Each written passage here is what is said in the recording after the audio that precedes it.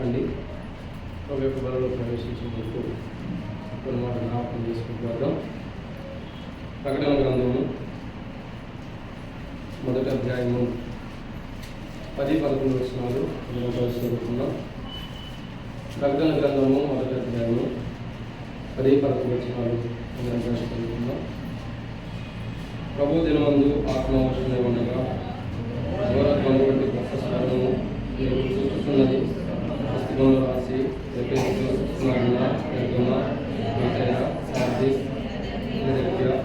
లౌకిక సంఘంలో పంపమని చెప్తున్నాడు కనుక కాబట్టి దేవునికి వాక్యం చూసినట్లయితే 7 సంఘముల గురించి మనం ధ్యానిస్తున్నాం. దాంట్లో చివరి సంఘము లౌకిక గురించి మనం ధ్యానిస్తున్నాం. ఈ లౌకిక సంఘం యొక్క చరిత్ర ఏంటంటే, ఇది ఒక స్త్రీ యొక్క పేరు. తర్వాత ఎంతో ఘనమైనది, వైభోగం కలిగినది, ఎన్నో విషయాలు దీంట్లో ఉంటాయి. అయితే ఈ లౌకిక యొక్క చరిత్ర ఇప్పటికే మనం 13 ఆదివారాలు ఆరాధన ప్రభువులను ధ్యానించుకోవచ్చు.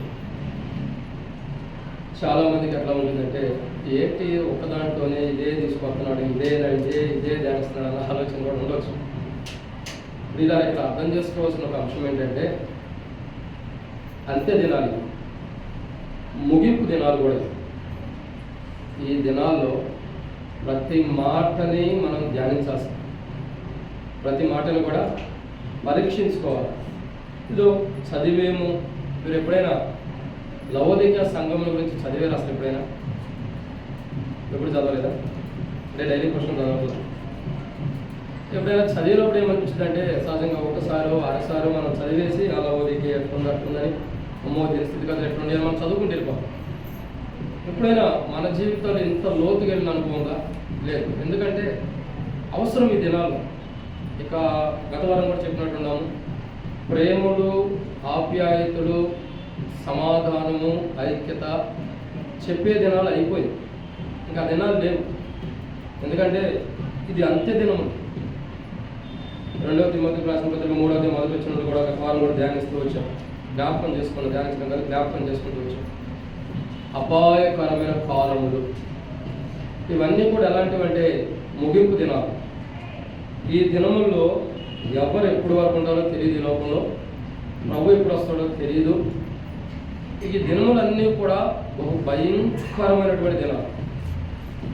కాబట్టి దినాలు ఈ రోజుల్లో ప్రజలు ఎలా ఉండాలంటే, ఇంకా మనం ప్రేమ గురించి వినాలి, ఇంకా సహవాసం గురించి, ఇంకా సమాధానం గురించి, ఇంకా ఐక్యత గురించి, ఇంకా ఆశీర్వాదాల గురించి వినాలనుకునే మైండ్ సెట్ మారిపోవాలి. ఈ దినాలు అలా ఉండకూడదు. ఇది అపాయకరమైన దినములు. అందుకే ప్రభు లవోదికతో మాట్లాడుతున్నాడు, నీవు నీ క్రియలను నేను ఎరుగుదును. రండి, ప్రకటన గ్రంథం 3వ అధ్యాయం 15వ వచనం. నీ క్రియలను, లవోదిక గురించి 14వ వచనం అంటాడు, లవోదిక మన సంఘంతో ఎలా ఉన్నాడు. 15వ వచనం ఏమంటాడు, నీ క్రియలను నేను ఎరుగుదును, నువ్వు చల్లగా నేను. అంటే ఇక్కడ విషయం ఏంటంటే, ఒక విశ్వాస అయినా, ఒక దేవుని బిడ్డ అయినా, సేవకుడైనా, సంఘ అయినా, సండే స్కూల్ పిల్లలైనా, ఎవరమైనా సరే మనల్ని దేవుడు ఎరిగేడు అన్నది ఒక గుర్తింపు. నీ క్రియలు, లవోదిక యొక్క క్రియలు ఎరిగేది. లవోదికను చూడగా ఎలా ఉందంటే, ఒకప్పుడు లవోదిక అనేటటువంటి ప్రాంతంలో ఉన్న ప్రజలు దేవుడు ఎంతగా ఘనమైన రీతిలో సిద్ధపరిచాడో ఆరాధనలో మనం చూసుకోవచ్చు. కానీ ఇప్పుడు లవోదిక ప్రజలు ఎలా ఉన్నారంటే, ఒక వ్యత్యాసంలోకి వచ్చేసారు. ప్రభు మాట్లాడుతున్నాడు, నువ్వు చల్లగా నైనను. ఎట్లా? చల్లగా నైనను. కాబట్టి ఈ దినాలు ఎలాంటివంటే, చల్లగా నైనను, వెచ్చగానే. ఈ లవోదిక యొక్క దినాలు మనం చూస్తూ వస్తున్నాం. ప్రియులారా, లవోదిక యొక్క కాలం చరిత్ర మనం చూసినట్టయితే, రండి దేవునికి వాక్యం చూసినట్టయితే, ప్రకటన గ్రంథం 1వ అధ్యాయం 10-11 వచనాల్లో 7 సంఘాల గురించి మనం చూసాం. దాంట్లో 7వ సంఘం ఏంటంటే లవోదిక. దీని చరిత్ర అంతా ఒక డిఫరెంట్గా ఉండేది. ఎందుకంటే మరలా చెప్తున్నానండి, ఇవి ప్రేమ, ఆప్యాయత, సమాధానము, ఐక్యత, ఆశీర్వాదాలు, దీవెనలు, వీటి గురించి చెప్పే రోజులు కావు ఇవి. ఈ దినములు ఎలాంటివంటే ఏ గడియ మీ ప్రభు వచ్చునో తెలియదు కనుక మీరు అనుకున్న గడియల్లో మనిషి కుమారుడు వస్తాడు కాబట్టి ఏం చేయాలి? సిద్ధంగా ఉండాలి. ఇంకో మాట రాయబడుతూ వచ్చింది, ధనవంతుడి గురించి ఒక మాట రాయబడుతూ వచ్చింది. ధనవంతుడు అంటే మనకి నరకంలో కలిపే ధనవంతుడు కదండి, సమృద్ధిగా సంపాదించుకున్న వ్యక్తి గురించి. నా ప్రాణము తిరుము కాకుండా సుఖించమంటాడు. వేరే వాడి రాత్రి ప్రాణము. ఈ దినాలు ఎలాంటివంటే మన ప్రాణాలు అడిగే దినములు లేదా ప్రభు వచ్చే దినాలు. రెండు కష్టమే. మన ప్రాణం పోయినా కష్టమే, ఆయన వచ్చినా కష్టమే, రెండు ఒకటే కదా. కాబట్టి భయంకరమైన దినాలు. ఈ దినముల్లో మనం ఎలా ఉండాలంటే చాలా జాగ్రత్తగా ఉండాలి. మళ్ళా చెప్తున్నా, అనేకులకు అనేక కోణాల్లో ఆలోచనలు ఉంటాయి. నాకు ఎంతోమంది కూడా బయట అటు ఇటు వెళ్ళొచ్చి కొన్ని ప్రాంతాల్లో కూడా అడుగుతున్నారు, ఏంటి అసలు ఆ లవ్ దగ్గర వదిలిపెట్టేటట్టు లేవు అంటే ఇక ఆ నర్సపుల్లో సేవ చేసినంతకాలం అదే చెబుతావా అని అడుగుతున్నాను. ఏమైందన్నా అంటే అన్ని వర్తమానాలు ఎలా తీసుకొస్తున్నావు, అలా ఎట్లా వస్తున్నాయి. ఎందుకంటే ఎట్లా వస్తాయంటే వాక్యం చదివితే ప్రార్థన చేసుకుంటే అయ్యే వచ్చారు కాకుండా ఎడపోతే. ఆయన అన్నాడు కదా, నువ్వేం మాట్లాడవలసింది పరిశుద్ధాత్మ ఆ గడిలోనే. అందుకే డౌట్ రావచ్చు, అంటే మనకు కూడా సంఘంలో కూడా ఎవరికైనా ఉండొచ్చు, ఇదేంటి ఒకటే దాన్ని ఎంతగా ధ్యానిస్తున్నాడు. అలా చెప్తున్నా కదా, ఖచ్చితంగా ధ్యానించాలి. అవసరమైన దినాలి, ముగింపు దినాలి. మన ముగింపు ప్రభు రాకడ ఏ సమయం ఉండబోతుందో తెలియనటువంటి దినాలు. కాబట్టి దినముల్లో మనం ఎలా ఉండాలంటే చిత్తపాటు కొరకైన దినాలు అవసరం. లవోదికయ అశ్రద్ధతో ఉంది. మేము చెప్పాలంటే లవోదికయ గురించి అది ఎలా ఉంది, అశ్రద్ధ జీవితం కలిగి ఉంది లవోదిక. ఒక సిద్ధపాటు కానీ, ఒక సిద్ధపాటు పనులు ఉండాలని కానీ ఎలాంటి స్థితిలో ఉందంటే, బుద్ధి లేని కన్యకలు ఎలా ఉండాలి. మనకు అనేక పర్యాలు ధ్యానించేమో, ఒక స్కిట్ కూడా వేసుకోవచ్చు. బుద్ధి లేని కన్యకలు ఎలా ఉండాలంటే, ప్రభు వచ్చినప్పుడు చూద్దాం, ఆయన వచ్చినప్పుడు చూద్దాం, వస్తాను అంటున్నాడు, రావట్లేదు కదా, ఇంకా సూచనలు చాలా జరగాల్సినవి ఉండే కదా, ఇంకా జరగాల్సినవి ఉండే కదా అని ఏదో ఒక ఆలోచన మనలో వెంటాడుతూ ఉండేది. కానీ బైబిల్ చెప్పే మాట ఏంటంటే, ఆల్రెడీ సూచనలు జరిగిపోతుంది, జరగాల్సినవి ఉండే అనుకుంటున్నాం. మనం అనుకున్న సమయం కల్లా జరిగిపోతుంది. అందుకే చిన్నప్పుడు స్కూల్లో చదువుకునేప్పుడు ఒక మాట చెబుతారు టీచర్స్, వెదర్ గురించి, అట్మాస్ఫియర్ గురించి ఏమని చెబుతారంటే, కొందరు అనుకుంటారంట చలికాలం ఇంకా ఉంది అని, ఈలోపు ఎండాకాలం వచ్చేసి, ఎండాకాలం ఇంకా ఉంది అనుకునేటప్పుడు వర్షాకాలం వచ్చిందంట. ఇప్పుడు ఇది వాస్తవం కాదు చెప్పండి. ఈ నెల మొత్తం, ఈ నెల సార్ క్షమించండి, పోయిన నెల మొత్తం ఏం జరుగుతూ వచ్చింది, వర్షాలు ఎక్కువ పడుతూ వచ్చింది. ఇప్పటికే ఆంధ్రాలో వర్ష సూచనలు ఎక్కువ ఉన్నాయి. ఎందుకని మనం అనుకుంటాం, ఇంకా ఎండాకాలం అవ్వలో వర్షాలు ఎందుకు పడుతున్నాయి, ఇది అవ్వకమునిపే అది ఎంటర్ అయిపోయింది. అర్థమవుతుందండి, ఇది అవ్వకమునిపే అది ఎంటర్ అయిపోతూ వస్తుంది. వర్షాకాలం గురించి కానీ ఇట్లా మనం చూస్తూ వస్తాం. మానవుల యొక్క జీవితము నా ముగింపు అయిపోతుంది అనుకున్నప్పుడే ముగింపు వచ్చేయచ్చు, లేదా ప్రభుని అక్కడ సమీపించవచ్చు. అంటే మనం అశ్రద్ధ అన్నది ఉండకూడదు. అది మనం ఈ లోకం ఇచ్చే లోపల లేదా ప్రభు వచ్చే లోపల మనమంటూ మనం సిద్ధంగా ఉండాలి. అందుకే బైబిల్ చెప్పే మాట ఏంటంటే, లవోదికయతో ప్రభు మాట్లాడుతున్నాడు. వాస్తవానికి ఈ మాట గురించి మనం ఏమనుకుంటామంటే, సహజమైన రీతిలో లవోదిక చాలా తప్పులు చేస్తుంది, దేవుడు కోపం వచ్చేసింది, దేవుడు అందుకే గట్టిగా మాట్లాడుతున్నాడని మనం అనుకుంటాం. వాస్తవమే, లవోదికలో పొరపాట్లు ఉన్నాయి, అది వాస్తవమే. కానీ దేవుడు కోపంతో చెప్పట్లేదు. ఇక్కడ దేవుడు చెప్పేది ఏంటంటే ప్రేమను వ్యక్తపరుచున్నాడు. అందుకే నా కుమారుడా తండ్రి శిక్షను తృణీకరించకమును, ఇంకేమన్నా రాబడుతూ వచ్చింది, ఇంకేమన్నా ఉందంటే ఆయన గద్దించువాడేనే, గద్దింతాడు, ప్రేమను కూడా చూపించగలడు. ఇక్కడ దేవుడు ప్రేమతో చెబుతున్నాడు లవోదికకి. ప్రకటన గ్రంథం 3వ అధ్యాయం 14 వచనం నుండి 15వ వచనంలో ప్రభు ఏమని మాట్లాడుతున్నాడంటే, లవోదికతో స్పష్టంగా చెబుతున్నాడు, లవోదిక సంఘం దూతకి ఎలాగ రాయము, ఒకవేళ దేవుడు ఆ సంఘం మీద, ఆ సంఘం అంటే ఆ సంఘంలో ప్రజల మీద కోపం ఉంటే, ఆ ప్రజల మీద ద్వేషంగా ఉంటే, ఆ ప్రజలు చేసే పనులు దేవునికి ఇష్టం లేక వారిని నశింపజేయాలని దేవుడు ఇష్టపడితే, లవోదికకి పత్రికే రాసేవాడే కాదు దేవుడు. ఎందుకు రాస్తూ వచ్చాడు, ఎందుకు రాయడానికి ఇష్టపడ్డాడు తెలుసా? లవోదిక మీద దేవుడు లోకం ఎంతో ప్రేమించాను. దేవుడు ప్రేమ స్వరూపి. ఆయన ప్రేమ లవోదికే ఎట్లా ఉండాలి, ఆ ఉండ స్థితిలో కూడా కనపరిచి ప్రేమతో హెచ్చరిస్తున్నాడు, మీరు చల్లగానైనను వెచ్చగానైనను లేరు. చల్లగానైనను వెచ్చగానైనా మేరే, నువ్వు చల్లగానైనను వెచ్చగానైనా లేక నువ్వు వెచ్చని స్థితిలో ఉండవను. ఆ మాట 3 పర్యాయములు చల్లగా చల్లగా చల్లగా వెచ్చగా వెచ్చగా వెచ్చగా. నాకు తెలిసి ప్రకటన గ్రంథం 3వ అధ్యాయంలో 3 పర్యాయం 15 వచనం నుండి 16 వచనం వరకే రాయబడుతున్న మాటలు మనం చూస్తాం. 3 పర్యాయములు అనుకుంటా. కాబట్టి చల్లగానే వెచ్చగానే ఎందుకు మాట్లాడుతున్నానంటే ఒక క్రైస్తవ జీవితం అన్నది చల్లదనంలో ఉన్నప్పుడు ప్రార్థన జీవితం ఎలా ఉందో వెచ్చదనంలో కూడా, అంటే ఒక ఉద్యమంతో కూడా క్రైస్తవ జీవితం ఈరోజు అవసరం.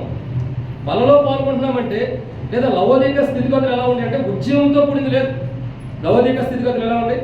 ఒక ఉద్యమంతో కూడినటువంటి అనుభవం లవోదికలో లేదు. లవోదిక స్థితిగతులు చల్లగారిపోయినాయి. లవోదిక స్థితిగతులు చల్లగిరిపోయిన అనుభవం ఉంది. అందుకే ప్రభు మాట్లాడుతున్నాడు, నీవు చల్లగానేను వెచ్చగానేను లేవు, మరి ఎలా ఉండవు? నులివెచ్చని స్థితిలో ఉండవు అన్నావు. ఆ నులివెచ్చని స్థితి గురించి చూడాలంటే చాలా టైం పట్టింది మనకి. వెచ్చదనం గురించి చూస్తున్నాం.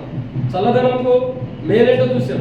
చల్లదనంలో ఉన్న ప్రజల్ని ప్రభు ఎలా కాపాడుతూ వచ్చాడో చూస్తూ వచ్చాం. చల్లదనంలో ఉండేవారు చల్లగా ఉండి ప్రార్థన చేసి ఎలా కనుగొన్నారు గత ఆదివారం చూసాం. ఈ ఆదివారం మనం ప్రభువుల వర్తమానంలో ఆరాధనలో కూడా చూస్తూ వచ్చాం. ఏమని? వెచ్చదనం. వెచ్చదనం అంటే వెచ్చదనం లేని వారు లోకంలో ఉంటారు. లోకంలో ఉన్న వారికి వెచ్చదనం ఎలా తీసుకొచ్చాడు, లోకంలో ఉన్న వారు ఎటువంటి వ్యక్తిని వెచ్చదనం ఇచ్చారో చూస్తూ వచ్చాం. ఇప్పుడు ఏంటంటే వెచ్చగా ఉండాలి. వెచ్చగా ఉండాలి అంటే నులివెచ్చని స్థితి. అటు క్రైస్తవ జీవితం, ఇటు లోకం, ఇటు దేవుడు, ఇటు కాసేపు భక్తి లేనటువంటి ఈ జీవితాలు కాదు. ఎలా ఉండాలంటే బైబిల్ చెబుతున్న మాట వెచ్చని స్థితి అవసరం. సో బైబిల్లో కొందరు వ్యక్తులు, అంటే ప్రార్థన గురించి గత వారం ధ్యానించాం కాబట్టి ఈ వారం కూడా ధ్యానిస్తున్నాం. ప్రార్థన బైబిల్లో కొందరు వ్యక్తులు వారు లోకం నుండి వాళ్ళు వేరే వెచ్చగా ఉన్న ప్రార్థన జీవితం కలిగిన వారు కొంతమంది ఉన్నారు. వాళ్ళు అటువంటి వెచ్చగా ఉన్న ప్రార్థన జీవితం కలిగి ఉండటం ద్వారా వారి జీవితంలో ఏం జరిగిందంటే బైబిల్లో 7 రకాల అనుభవాలు మనం ఉన్నాయి. అయితే కాకపోతే బలహీనము, అనారోగ్యం ఉంది కాబట్టి అన్ని ధ్యానించలేకపోవచ్చు. ప్రభు ఇచ్చిన సమయాన్ని బట్టి మనం ధ్యానించి ముగిద్దాం. దాని కొరకే ప్రభు అడిగిన కొరకే చిన్న ప్రార్థన చేసుకుందాము. ప్రార్థన. మమ్మల్ని మిక్కులు ఎక్కువగా ప్రేమించిన ప్రియ పరలోకపు తండ్రి, పరిశుద్ధులైన దేవ, వందనాలు. మీరు ఇచ్చిన కృపకై మీ స్తోత్రాలు. ఈ సమయంలో వాక్యం ధ్యానించుకోవడం సహాయం చేయండి. నిలబడేవాడిని నేను నిలబెట్టేది మీరు, మాట్లాడేవాడిని నేను మాట్లాడించేది మీరు, నాలో ఆత్మ ఉన్నప్పటికీ ఆత్మని అభిషేకించేది మీరు. ప్రజలు మీ వారు వాక్యం మీద నేనైతే నిష్ప్రయత్నమైన వాడిని దాసుల యజమానుల వైపు చూస్తున్నట్టు నా కళ్ళు మీ వైపు వీక్షిస్తున్నాగా మీరే సహాయం గురించి మహిమ పొందండి. నీ ప్రజల పక్షాన నీకున్న దయచేస్తున్నాను జ్ఞాపకం చేసుకోమని మరొకసారి ప్రవచన నీ ప్రజలందరిని బట్టి స్తోత్రాలు. ఇక్కడ కూర్చున్న నీ ప్రజలకు వాక్యం అందిస్తాను. నేను యోగ్యత లేని వాడిని, అయోగ్యమైన వాడిని తప్పకుండా క్షమించమని దేవా మరొకసారి నీ మీద ఆధారపడుతున్న సహాయం చేయండి. ఈ వర్తమానం ధ్యానిస్తున్న మీ ఆత్మాభిషేకం అంటే మాకు దయచేయమని, నాతో ముందు మీరు మాట్లాడమని, వాక్య పిల్లలు మీరు సరి చేసుకోవడానికి సిద్ధపాటు కలిగిన క్రైస్తవ జీవితం బాలో మీరు అనుగ్రహించమని, మీకే మహిమ గంత ప్రభావం అప్పచెబుతూ నేను బలహీనుడిని దేవా, నేను దౌర్భాగ్యుడిని, బలహీనుడిని అనుకుంటున్నా, నిష్ప్రయోజనమైన వాడిని అనుకున్నా, నీ నామం నిలబడతాను కూడా యోగ్యత లేని వాడిని అనుకున్నా, దయచేసి నన్ను జ్ఞాపకం చేసుకుని నన్ను బలపరచు వాడి అందులో నేను సమస్తము చేయగలను పోవాలన్నట్టు మీరే నన్ను బలపరిచి వాడుకోమని, తర్వాత మీరు మాట్లాడమని దేవా, మేము బలలో పాల్గొనేటప్పుడు దేవా లోకం నుండి వేరై దేవా మరి వెలుగు కలిగిన క్రైస్తవ జీవితంతో బలలో పాల్గొనడానికి, క్రైస్తవ జీవితంలో ప్రార్థన జీవితంతో బలలో పాల్గొనడానికి సాయించమని, నాతో మీరు మాట్లాడమని, మీకు అప్పచెబుతూ ముందులో సమయంతో దీవించమని ప్రభువైన యేసుక్రీస్తు నామం పెట్టి శ్వాసంతో ప్రార్థిస్తున్నాము తండ్రి. ఆమేన్. కాబట్టి ఇక్కడ రాయబడినటువంటి ఒక మాట ఏంటంటే ప్రియులారా, వెచ్చగా అంటే ప్రభు ఒక మాట అంటాడు, నీవు చల్లగానైనను వెచ్చగానైనను లేవంట. అంటే చల్లగా ఉన్న ప్రార్థన జీవితం కదా మనం ధ్యానించుకుంటున్నావచ్చు. ఎవరికైనా గుర్తుందా? ఉంటే మంచిది. సో వెచ్చగా ఉన్నవారి ప్రార్థన జీవితాలు కూడా ఉండే బైబిల్లో. అంటే ఎలాంటి ఏంటక్క? ఓకే, మీరు చాలా ధన్యులు. దేవుడు మీకు చూపు తీసేసిన వాక్యాన్ని మనసులో పెట్టుకున్నారు. చాలా వందలు. మాకంటే మీరు ధన్యులు. కాబట్టి ఇక్కడ రాయబడినటువంటి ఒక మాట ఏంటంటే వెచ్చగా ఉన్నవారి యొక్క ప్రార్థన జీవితాలు. అంటే వీళ్ళకి వెచ్చగా ప్రార్థన జీవితం ఉన్న కారణం ఏంటి? లోకం నుండి వేరే, లోకంలో ఉన్న వారిని తీసుకొచ్చాడు దేవుడు, వేరుపరిచి ఏం చేసాడు అనేది మనం చూస్తూ వచ్చి వారాలు. ఇప్పుడు అంశం ఏంటంటే లోకంలో నుండి వేరయ్యి వెచ్చగా ఉన్నటువంటి ప్రార్థన జీవితం కలిగిన క్రైస్తవులు కొంతమంది ఉన్నారు. వాళ్ళు వెచ్చగా అంటే ఒక ఉద్యమం కలిగిన ప్రార్థన జీవితం, ఒక వెలుగువంతమైన ప్రార్థన జీవితం. ఒక రకంగా చెప్పాలంటే ఎలాంటి ప్రార్థన జీవితం అంటే అది బైబిల్ చెప్పబడిన మాట ప్రకారం. ఇంకా మనం అర్థం కావాల్సిన విషయం ఏంటంటే ఎలాంటి ప్రార్థన జీవితం అంటే అగ్ని మండుతుందో చూసారా? అంటే వారిలో ఉన్న ప్రార్థన మండుతున్న విధానం ఉంది. అంటే ఆరిపోయినట్లేదు, సో దాని గురించి కొన్ని విషయాలు మనం చూద్దామంటే దాంట్లో మొదటి మాట చూసినట్టయితే చెప్పే కదా కొద్దిగా బలహీనం ఉంది, త్వరగా ముగించేద్దాము రండి. దేవుని యొక్క వాక్యాలు చూసినట్టయితే మొదటి మాట యెహోషువ గ్రంథము మొదటి అధ్యాయము, క్షమించండి, యెహోషువ గ్రంథం 7వ అధ్యాయం 9 నుండి 13 వచనాలు ఎవరైనా చదవండి. యెహోషువ గ్రంథం మొదటి అధ్యాయం, యెహోషువ గ్రంథము 7వ అధ్యాయం 9 నుండి 13 వచనాలు.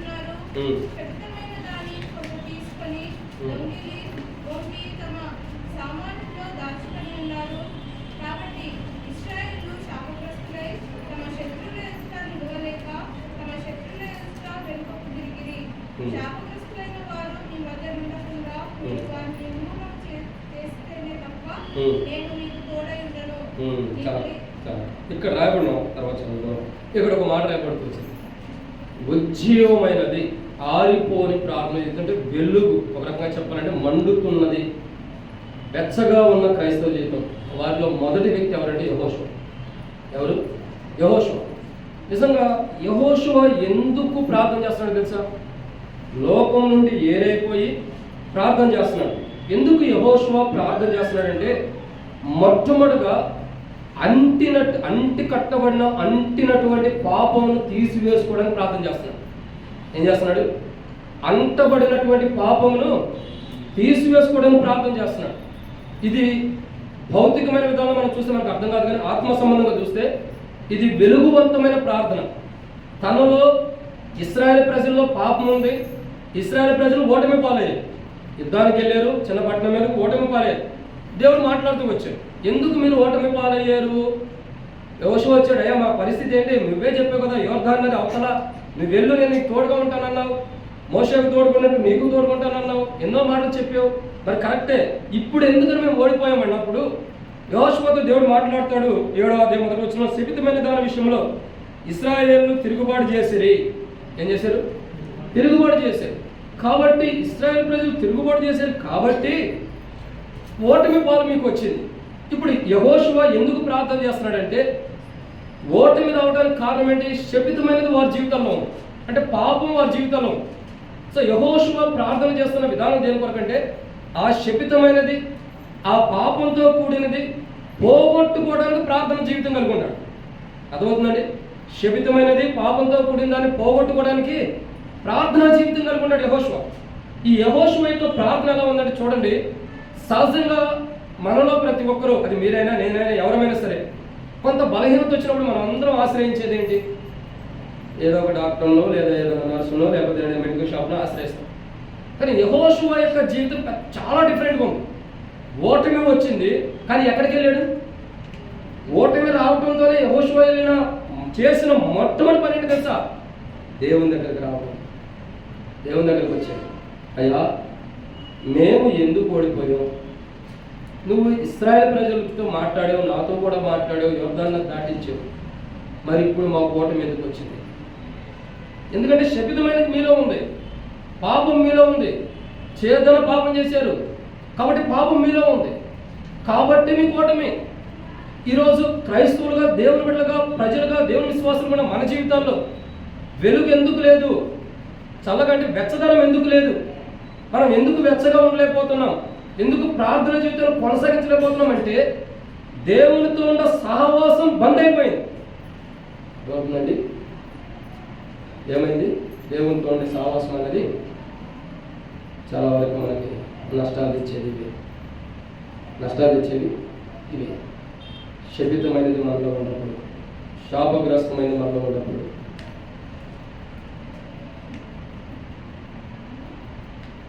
పాపంతో కూడింది మనలో ఉన్నప్పుడు, మనలో వెచ్చదనం ఉండదు, మరేముంటుంది? చల్లదనం ఉంటుంది. చల్లదనం కూడా మంచిది, మరేముంటుంది? చల్లదనం కూడా చూడవచ్చు. నులివెచ్చని స్థితి. ఈరోజు మనం బల దగ్గర వచ్చిన మన జీవితాల్లో, బలలో పాల్గొనే మన జీవితాల్లో మొట్టమొదటిగా శపితమైనది మనలో ఉందా, పాపంతో కూడింది మనలో ఉందా? అయితే యెహోషువలాగా లోకం నుండి వేరైపోయి అంటే శపితమైన దాని నుండి వేరైపోవాలి. ప్రభా, ఇదిగో నా జీవితంలో ఇది శపితమైనది, దీని నుండి నేను వేరుకుంటాను, బలలో పాల్గొంటాను. యెహోషువ శపితమైన దాని నుండి పాపంతో కూడిన దాన్ని పోగొట్టుకోవడానికి లోకం నుండి వేరే వెలుగు, ఒక చల్లారిన జీవితం కాకుండా ఒక వెలుగువంతమైనది, మండుతున్నది ఒక క్రైస్తవ జీవితం, క్రైస్తవ ప్రార్థన జీవితం కలిగి ఉన్నాడు. కాబట్టి యెహోషువ ప్రార్థించగా శపితమైనది ఇంకా పాపంతో కూడింది పట్టుబడింది దాన్ని తొలగించుకోవడానికి అవకాశం వచ్చింది. ఈరోజు మనం ఎలా ఉండాలంటే లోకం నుండి వేరే వెచ్చగా ఉన్న ప్రార్థన జీవితం మనకు అవసరం. అది రావాలంటే మనలో ఉన్న శపితమైనది పోవాలి. వెచ్చగా ఉన్నటువంటి అంటే ఎప్పుడు మండుతుండే క్రైస్తవ జీవితం మనకు ఉండాలంటే మనలో ఉన్న శపితమైనది పోవాలి, మనలో ఉన్న పాపంతో కూడింది పోవాలి.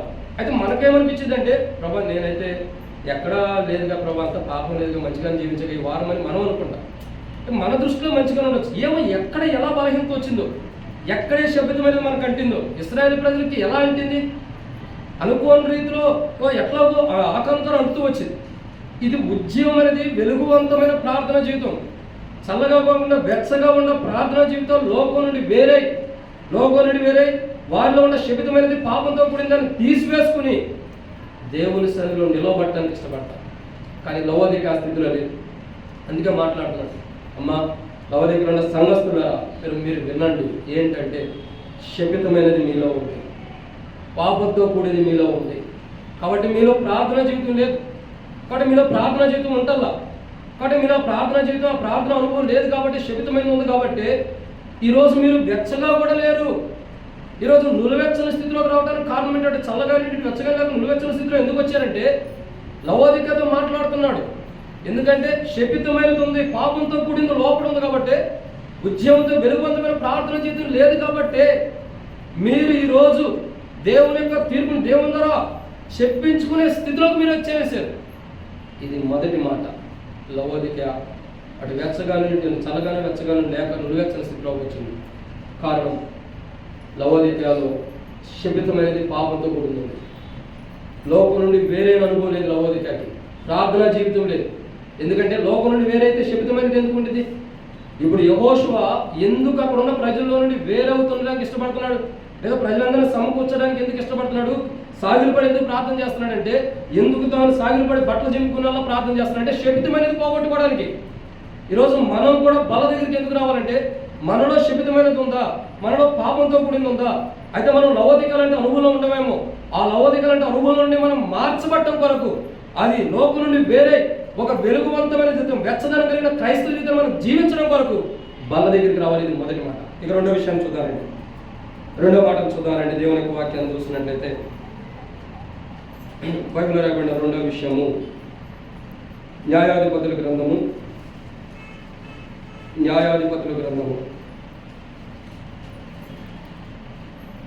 16వ అధ్యాయం 28 నుండి 30 వచ్చిన. న్యాయాధిపతుల గ్రంథం 16వ అధ్యాయం 28 నుండి 30 వచ్చిన. అప్పుడు సంసోను, యెహోవా ప్రభువా, దయచేసి నన్ను జ్ఞాపకం చేసుకొనుము. దేవా, దయచేసి ఈసారి మాత్రమే నన్ను బలపరచుము. నా రెండు కన్నుల నిమిత్తము ఫిలిష్తీయులను ఒక్కమారే దండించి పగ తీర్చుకొననిమ్మని యెహోవాకు మొరపెట్టి, ఆ గుడికి ఆధారముగా ఉన్న రెండు మధ్య స్తంభములలో ఒకదాన్ని కుడి చేతను ఒకదాన్ని ఎడమ చేతను పట్టుకొని. కాబట్టి తర్వాత చదువుతాం. ఇక్కడ ఒక మాట రాయబడుతుంది. రెండో మాట ఏంటంటే, బైబిల్లో రాయబడిన రెండో మాట, వెలుగు లోకం నుండి వేరే వెచ్చదనం కలిగిన జీవితాలు, ప్రార్థన జీవితం కలిగిన వారు. రెండో వ్యక్తి ఎవరంటే, ఇక్కడ ఎవరు కనపడుతున్నారు? సంసోన్ కనపడుతున్నారు. చూడద్దయ్యా, ఆ సంసోన్. కాబట్టి లోకం నుండి వేరైన వారు రెండో వ్యక్తి ఎవరంటే సంసోనే. చూడండి, వాస్తవానికి సంసోన్ తప్పు చేశాడు, లోకంలో పడ్డాడు. లోకంలో ఉన్న సంసోన్కి దేవుడు ఏం చేయాలి? దేవుని దగ్గరకు వచ్చాడు. తాను చేసిన తప్పు ఏంటో తెలుసుకున్నాడు. తాను ఏ తప్పు చేశాడో, ఏ పొరపాటు చేశాడో తెలుసుకున్నాడు. దేవుని దగ్గరకు వచ్చాడు. దేవుని దగ్గరకు వచ్చి ఏం ప్రార్థన చేస్తున్నాడు? అయ్యా ఏమంటున్నాడు? అప్పుడు సంసోను, యెహోవా ప్రభువా, దయచేసి నన్ను జ్ఞాపకం చేసుకోను. దేవా, దయచేసి ఈసారి మాత్రమే నన్ను బలపరచుము. ఒక్కసారే చూడండి, సంసోను యొక్క జీవితంలో రెండో వ్యక్తిలో సంసోను చూస్తున్నాం. అక్కడున్న ప్రజలందరూ కూడా సంసోను గురించి చూడటానికి వచ్చారు. ఒకవేళ సంసోను చంపుతారేమో, సంసోను ప్రాణం తీసేస్తారేమో, ఎలా చేస్తారు, ఏం చేస్తారని చూడటానికి వచ్చారు ప్రజలందరూ. కానీ సంసోను ఒక్కడే వారిలో నుండి వేరే దేవుని వైపు చూసి ఒక్క మాట్లాడుతున్నాడు, నన్ను జ్ఞాపకం చేసుకున్న బలమిమ్ము, నువ్వు నన్ను జ్ఞాపకం చేసుకుని నాకు బలమిమ్ము, నువ్వు నన్ను జ్ఞాపకం చేసుకుని నాకు బలం ఇస్తే ప్రభువా నా శత్రువు పైన నాకు విజయం ఉంటుంది. లోకం నుండి వేరయ్యి వెచ్చదనం కలిగినటువంటి సంసోను దేవుని దగ్గరకు వచ్చి ప్రార్థించాడు. అది నిజమైన ప్రార్థన ద్వారా తన జీవిత కాలం అంతయు లేనంత విజయం ఆ రోజు వచ్చింది సంసోనికి. తన జీవిత కాలం అంతయు కూడా ఎప్పుడు కూడా పొందనంత విజయం. అందుకే సంసోను గురించి మాట్లాడుకోవచ్చు. తన జీవిత కాలం అంతా వారిని చంపిన వారి కంటే ఆ రోజు సంసోను ఆ గుడి దగ్గరకు వచ్చినప్పుడు, సంసోను తన 2 చేతులతో ఆ గుడి స్తంభాలు పడేసినప్పుడు చనిపోయిన వారి లెక్క ఎక్కువ అంట.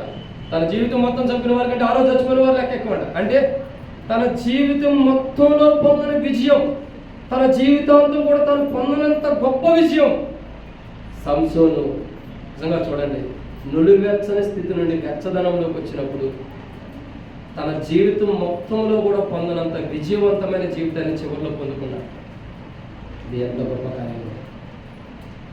మన జీవితాల్లో కూడా నేను ఎప్పుడు అనుకుంటా, ఈ రోజుతోనే నా లాస్ట్ రోజు అనుకుంటాను. ఎందుకంటే ఏమో తెలియదు కదా, ప్రభు ఎప్పుడు పిలుస్తాడో మనం ఎప్పుడు పోతామో తెలియదు.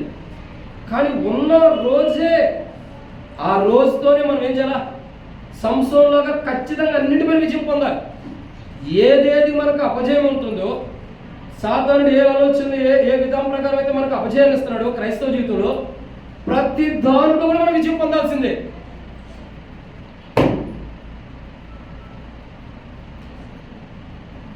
కాబట్టి చాలా రోజులు అవుతుంది పిల్లల్ని కదిలించి, అందుకనే కాబట్టి దేవుని యొక్క వాక్యాన్ని చూసినట్లయితే చాలా గొప్ప అనుభవం చూడండి. సంసోను యొక్క జీవితంలో నులివెచ్చని స్థితి నుండి వెచ్చదనంలోకి వచ్చినప్పుడు తన జీవిత కాలం అంతా పొందినంత విజయం ఆ రోజు పొందుతూ వచ్చాడు.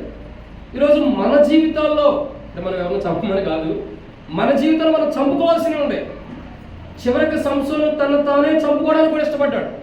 ఆ రాయబడిన మాట ఏంటంటే, సంసోను నేనును, తర్వాత ఏమంటాడు సంసోను, నేను ఈ ఫిలిస్తీన్ను, అంతే చనిపోతాం. అంటే అర్థం ఏంటి, సంసోను నులివెచ్చని స్థితిని సంసోను చంపుకోవడానికి ఇష్టపడ్డాడు. సంసోనుతో పాటు ఉన్నటువంటి ఆ స్థితిగతులను చంపుకుని ఒక విజయవంతమైన జీవితం కావాలని కోరుకున్నాడు. నిజంగా సంసోనుకి ఎక్కడ విజయవంతమైన జీవితం వచ్చింది తెలుసా? ఎప్పుడైతే ప్రభు దగ్గరకు వచ్చి నులివెచ్చని స్థితిలో ఉంటే తాను మార్చుకుని, తాను చల్లగా కాకుండా వెచ్చదనంలోకి వచ్చి, క్షమించండి, నులివెచ్చని స్థితిలో ఉండి వెచ్చదనంలోకి వచ్చి ఎప్పుడైతే సంసోను దేవుని సన్నిధిలో నిలబడ్డాడో అప్పుడే సంసోను పేరు పరలోక రాజ్యంలో లెక్కించడానికి దేవుడు ఇష్టపడుతున్నాడు. అప్పుడే దేవుని రాజ్యంలో లెక్కించడానికి ఇష్టపడ్డాడు. జీవిత కాలం అంతయు దొరకనంత విజయం ఆ రోజు దొరుకుతూ వచ్చింది. ఈరోజు మన జీవితాల్లో కూడా అంత విజయం ఉండాలి.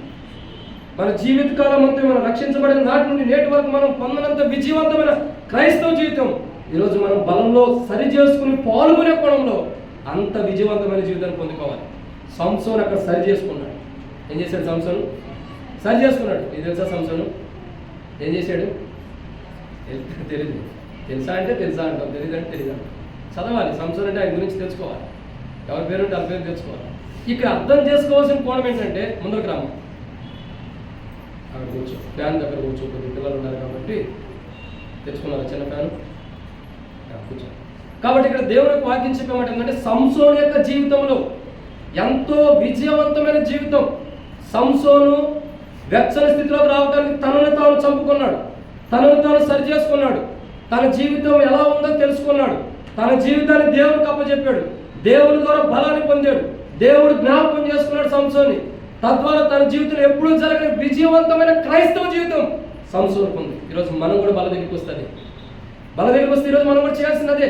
లోకం నుండి వేరే వెచ్చగా ఉండడం కొరకు, వెచ్చదనం కలిగిన క్రైస్తవ జీవితం, ప్రార్థన జీవితం కొరకై మనలో చనిపోవాల్సిన చంపుకుని మనం వేటి నుండి వేరే వాళ్ళ వేరే మనల్ని ప్రభు జ్ఞాపకం చేసుకోవడం కొరకై మనం ప్రభుని కూడా జ్ఞాపకం చేసుకుని ప్రభు దగ్గరకు వచ్చి సంసోను చివరి దిశలో ఎవరిని కూడా జ్ఞాపకం చేసుకోవాలి, దేవుణ్ణే జ్ఞాపకం చేసుకున్నాడు.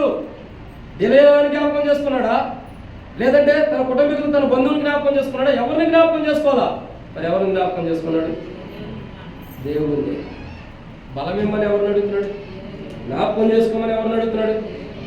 ఈరోజు అదే స్థితి మనకు కావాలి. ఏంటది?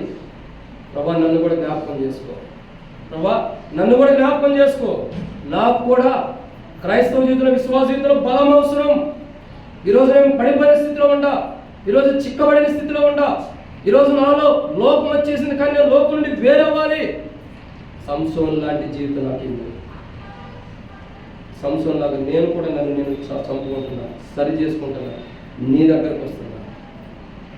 ఎప్పుడైతే మనం మనల్ని చంపుకుని ప్రభు దగ్గరికి వచ్చి ప్రభువుని జ్ఞాపకం చేసుకోమని ప్రభుకి అప్పచెబుతాము, ఆ ప్రార్థన జీవితం ఎలాంటిదంటే వెచ్చని ప్రార్థన జీవితం. నిర్వచన స్థితిలో ఉండదు కదా, వెచ్చని ప్రార్థన జీవితం. తద్వారా ఏం జరుగుతుంది? ఆ ప్రార్థన విన్నాడా లేదా ప్రభు? ఇప్పుడు యెహోషువ చేశాడు, ఆ ప్రార్థన విన్నాడా లేదా? విన్నాడు. సంసోన్ చేసిన ప్రార్థన విన్నాడా లేదా? విన్నాడు. మరి మన ప్రార్థన ఎందుకు విన్నాడు? ఖచ్చితంగా 100% వింటాడు. అని మనం ఏం చేయాలా? ప్రభు దగ్గరికి రావాలి. మనల్ని మనం చంపుకోవాలి. వాళ్ళ దగ్గర మనలో ఉన్న బలహీనతలు ప్రభుకి అప్పచెప్పాలి. చేసిన తప్పులు ఏమన్నా పొరపాటు నుండి ప్రభు దగ్గర వారమంతా తప్పిపోయి ఒప్పుకోవాలి. ఒప్పుకుని ప్రభువుకి అప్పచెప్పినప్పుడు ప్రభు బలాన్ని మనం పొందుతాం. క్రైస్తవ జీవితంలో ఏది అవసరమో శత్రుపైన విజయం, అంటే సాతానుడు మనం ఏదో ఒక ఆలోచన, ఏదో ఒక ఉద్దేశాలు పడగొడతాడు. ఆ సాతాను పైన విజయం పొంది క్రైస్తవ జీవితాన్ని ప్రవేశిస్తాడు. కానీ లవోదికైతే అనుభవం లేదు. లవోదిక అనుభవం లేదు. ఎందుకంటే తన జీవితంలో విజయవంతమైందే లేదు. విజయవంతంగా ఉంటే నువ్వు నిలువెచ్చని స్థితిలో ఉండవని ఎందుకు మాట్లాడతాడు ప్రభు? లవోదికలో విజయవంతమైన జీవితం, క్రైస్తవ జీవితం లేదు. చల్లారిపోయిన క్రైస్తవ జీవితం కూడా కాదు, అసలు నిలువెచ్చని స్థితిలో ఉంది. అటు వెచ్చగా లేదు, ఇటు చల్లగా లేదు. ఈరోజు మనం అలా ఉండొద్దు.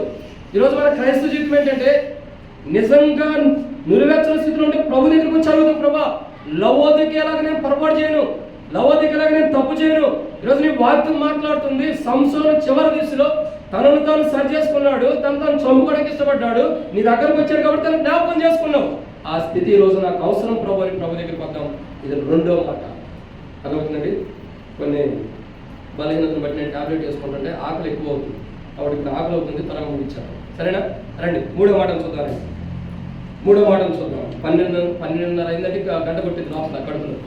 నీ టైం అయిపోయింది కాబట్టి త్వరగా ముగించేద్దాం. రండి దేవుని యొక్క వాక్యం చూసినట్లయితే మూడవ మాట, యోబు గ్రంథం 42వ అధ్యాయం. మూడవ వ్యక్తి యోబు గ్రంథము 42వ అధ్యాయం. యోబు గ్రంథము 42వ అధ్యాయం 8వ వచనం చదవండి. కొంచెం స్పీడ్గా చదవండి. కాబట్టి 7 ఏండ్లను 7 పొట్టేళ్లను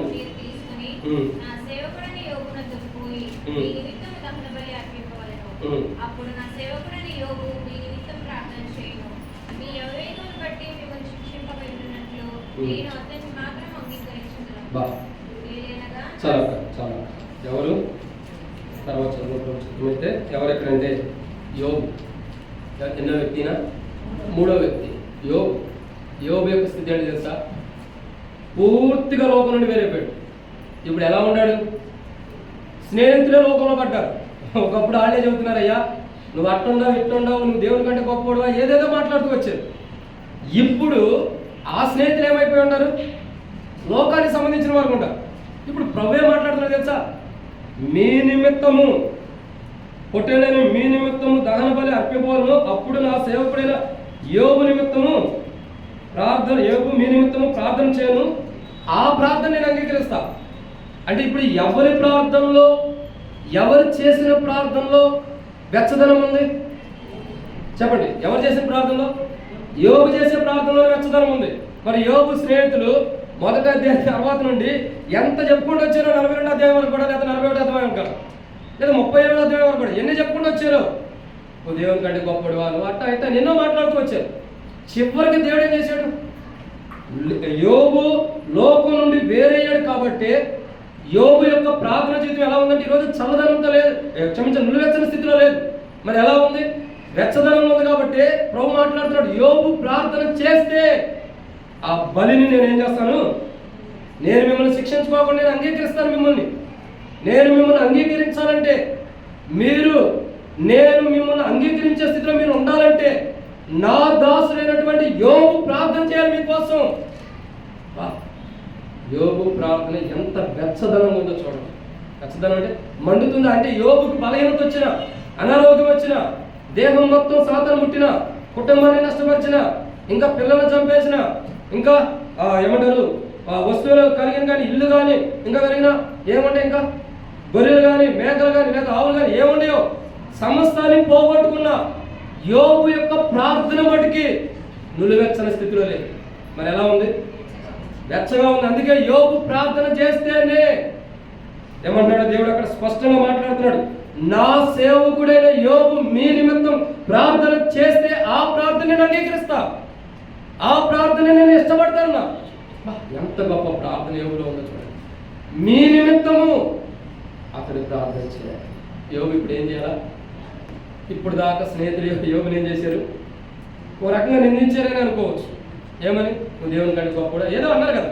ఇప్పుడు ఒక రకంగా అర్థం చేసుకోవాల్సిన యోబు నిందించిన అనుభవంలో ఉన్నారు. కానీ ఇప్పుడు యోబు ఏం చేయాలా? నిందించిన వారి కొరకు ప్రార్థన చేయాలి. ఇప్పుడు యోబు చేస్తాడా చేయడా? ఖచ్చితంగా చేస్తాడు. ఎందుకంటే అరుణోదయం లేవతంతోనే తన బిడ్డల పడగలో పాపం చేశారేమో బలర్పించేటటువంటి యోబు ఇప్పుడు ఎందుకు చేయడు? ఖచ్చితంగా చేస్తున్నాడు కూడా. అందుకే వారి నిమిత్తమై యోబు చేసిన ప్రార్థన దేవుడు అంగీకరిస్తున్నాడు. ఈరోజు మనం మన నిమిత్తంగా, మన కుటుంబీకుల నిమిత్తంగా మనం చేసే ప్రార్థన దేవుడు ఖచ్చితంగా అంగీకరిస్తాడు. కానీ ఒక కండిషన్, మనమే ప్రార్థన చేయాలని దేవుడు కోరుచున్నాడు. అది ఎలాంటి ప్రార్థన? వెచ్చగా ఉన్న ప్రార్థన ప్రభు కోరుచున్నాడు. యోబులో లోకం లేదు, లోకం నుండి వేరైపోయి ఇప్పుడు ప్రార్థన చేసిన అనుభవం ఏమవుతుంది? స్నేహితులు తప్పులుంటే క్షమిస్తున్నాడు.